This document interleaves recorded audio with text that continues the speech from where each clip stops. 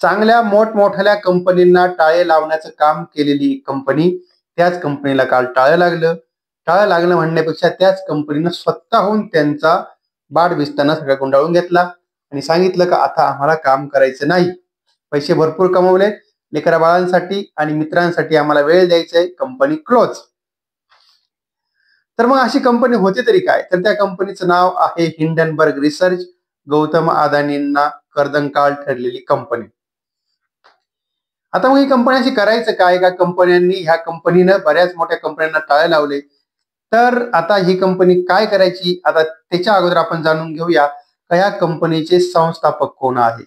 तर या कंपनीचे संस्थापक होते नॅथन अँडरसन. ते नागरिक अर्थात अमेरिकाचे होते आणि ही कंपनी त्यांनी 2017 साली स्थापन केली होती.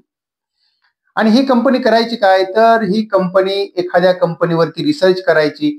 तर म्हणजे त्या कंपनीचं अकाउंटिंग असेल, त्या कंपनीचे प्रॉफिट लॉस वगैरे सगळे जे काय आपण म्हणूया ते सगळं अकाउंटिंग मध्येच येतं. सगळे स्टेटमेंट्स वगैरे चेक करणं, संचालक मंडळांच्या नियुक्त्या त्या सगळ्या बरोबर झालेल्या आहेत की नाही, कंपनीनं कर्ज घेतलेलं आहे, कंपनी काही गैरव्यवहार करते का काय, तर ह्या सगळ्याच गोष्टीचा संपूर्णपणे रिसर्च केला जायचा आणि मग तो रिसर्च मार्केटमध्ये आणला जायचा. पण मग त्यातून त्यांचा फायदा व्हायचा. फायदा कसा व्हायचा? तर कंपनीचं जे काय मेन काम होतं, ते कंपनीचं मेन काम होतं शॉर्ट सेलिंग करणे. अर्थातच आता हे शॉर्ट सेलिंग काय असतं ते मी तुम्हाला सांगतो. आता काय असतं का जगभरात ज्या काय मोठमोठ्या कंपन्या असतात त्या कंपन्यांचे जागतिक लेवलवरती बॉन्ड्स असतात आणि किंवा आपण म्हणूया त्यांच्यावर स्टॉक्स जे असतात ते फ्युचरमध्ये ट्रेडिंग करतात. आणि मग आता हे करायचं काय? तर ही कंपनी हिंडनबर्ग रिसर्च कंपनी काय करायची? तर आता ही कंपनी पहिल्यांदा अगोदर एखाद्या कंपनीविषयी सगळा रिसर्च अहवाल वगैरे सगळा बनवला का मग ती त्या कंपनीमध्ये काय करायची? शॉर्ट सेलिंग पोझिशन बनवायची. आता शॉर्ट सेलिंग काय असतंय? का तुमच्याकडे कुठल्याही प्रकारे शेअर्स आता नाहीयेत. कुठल्याही कंपनीचे तुम्ही समजा मी तुम्हाला सांगतो का रिलायन्स कंपनी आहे. आता फक्त मी तुम्हाला एक सांगतो उदाहरण. आणि तुम्ही ह्या रिलायन्स कंपनीचे तुमच्याकडे शेअर्स नाहीयेत. पण मग आता तुम्हाला ह्या रिलायन्सचे जे मार्केटमध्ये बॉन्ड्स असतात, ते बॉन्ड्स तुम्हाला तुमच्याकडे नसताना विकता येतात. किंवा जे आपल्याकडे मार्केटमध्ये फ्युचर आहे, जर समजा आपण याच्यामध्ये ट्रेडिंगमध्ये काम केलं, तर आपल्याकडे स्टॉक्स असतात, फ्युचर असतो आणि त्यानंतर ऑप्शन असतो. तर मग आता हे पहिल्यांदा करायचे काय? तर यांच्याकडे समजा असं वाटलंय बाबा एखाद्या कंपनीचा त्यांनी रिपोर्ट बनवला आणि मग त्यांना वाटलं बाबा मोठा काहीतरी स्फोट होऊ शकतो. आणि मग ते करायचे काय? का पहिल्यांदा त्यांच्याकडे नसताना ते विकायचे. आणि म्हणजेच अर्थात शॉर्ट सेलिंग म्हणजे काय असतं का तुमच्याकडे पहिल्यांदा स्टॉक्स नाहीयेत, पण ते तुम्ही फ्युचर जे असते त्या फ्युचरच्या कॉन्ट्रॅक्टमध्ये तुम्ही पहिल्यांदा हे करायचे, म्हणजे अगोदर त्याला पहिल्यांदा सेल करायचं आणि मग तो खाली आला का मग त्याला बाय करायचं. आता समजा सपोज एखादा स्टॉक्स आहे, तो माझ्याकडे नाहीये. पण आता त्याच्या आपल्याकडे जर समजा आपण फ्युचर ऑप्शन मध्ये जर काम करत असाल, फ्युचर ट्रेडिंग करत असाल, तर आपल्याला त्यामध्ये तो तुमच्याकडे नसताना विकता येतो. 1600 ला तुम्ही त्याला विकायचं. ठीक आहे, विकायला तुम्हाला पैसे लागतात.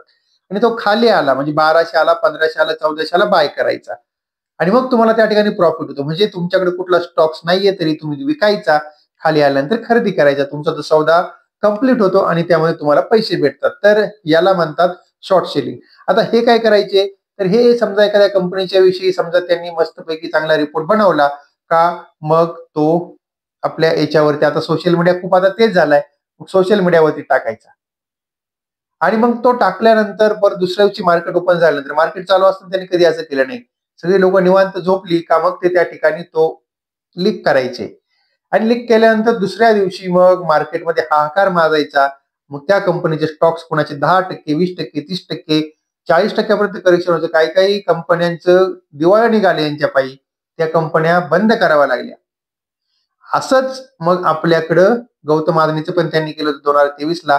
असाच त्यांनी म्हणजे असाच एक दिवशी मार्केट क्लोज झाल्यानंतर रिपोर्ट आणला आणि सांगितलं की कंपनीत मोठा गैरव्यवहार झालेला आहे, कंपनी कर्जबाजारी झालेली आहे, असं झाले तसं झालं. आणि दुसऱ्या दिवशी आपल्याला त्या स्टॉक्समध्ये 30% पर्यंत करेक्शन बघायला भेटलं. त्यानंतर कंटिन्युअसली 7-8 दिवस त्या स्टॉक्समध्ये आपल्याला करेक्शन बघायला भेटलं होतं. नंतर ते सगळे परत रिकव्हर झाले ती गोष्ट वेगळी. पण तोपर्यंत त्या कंपनीचं दिवाळ निघून जातो.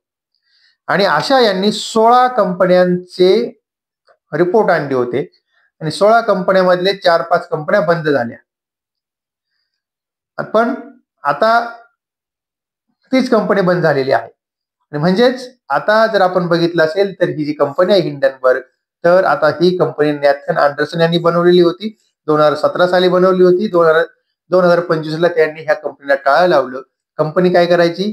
कंपनी ज्या भारतामध्ये आणि भारताच्या बाहेरच्या जगात ज्या काही मोठमोठ्या कंपन्या आहेत, त्या कंपन्यावरती रिसर्च करायची आणि त्यांच्यामध्ये काही समजा गैरकानूनी काम होत असेल, काही अकाउंटिंग मध्ये प्रॉब्लेम असतील, तर मग त्यावरती रिसर्च केला जायचा. रिसर्च करून मार्केटमध्ये आणला जायचा आणि त्याच्या आधी ते पोझिशन बनवायचे शॉर्टची आणि मार्केटमध्ये तो स्टॉक खाली आल्यानंतर पैसे कमवायचे. असा हा गोरख धंदा म्हणजे आपण म्हणूया हा एकदम प्री प्लॅन गेम होता. अशी ही काम करणारी कंपनी होती, ती आता कायमची बंद झालेली आहे. आणि तेव्हा आता मग परत आपल्याकडे काय रिपोर्ट असा हिंडनबर्गचा येणार नाही आणि गौतम अदानीला आता शांत झोप लागेल असं एकंदरीत मला तरी बघायला म्हणजे असं निदान मला तरी वाटतं गौतम अदानींना आता शांत झोप लागेल आणि जे त्यांच्या विरुद्ध जे काही खटले अमेरिकेमध्ये चालू होते तेही आता थांबू शकतात. पण प्रश्न असा पडतो का यांनी बंद काय केली? तर मग अशी शक्यता आहे असं म्हणतात का डोनाल्ड ट्रम्प आल्यानंतर त्यांची चौकशी वगैरे करणार वगैरे अशा बऱ्याचशा वावड्या उठल्या होत्या आणि मग त्या चौकशीला सामोरं जाण्यापेक्षा कंपनीच बंद केलेली बरी असंही त्यांना वाटलं असेल, असं सध्या चर्चा चालू आहे. आणि तेव्हा आजच्या भागामध्ये आपण जाणून घेतलेलं आहे का नेमकी आता हिंडनबर्ग रिसर्च कंपनी काम काय करायची आणि पैसे कसे कमवायचे आणि त्यांनी काय काय उद्योग केलेत आणि ती कंपनी आता बंद झालेली आहे. अर्थातच जर तुम्हाला ही माझी माहिती चांगली वाटली असेल, तुम्हाला व्हिडिओ चांगला वाटला असेल, तर आपण आपल्या या व्हिडिओला लाईक करा आणि आपल्या या चॅनलला सबस्क्राईब करायला बिलकुल विसरू नका.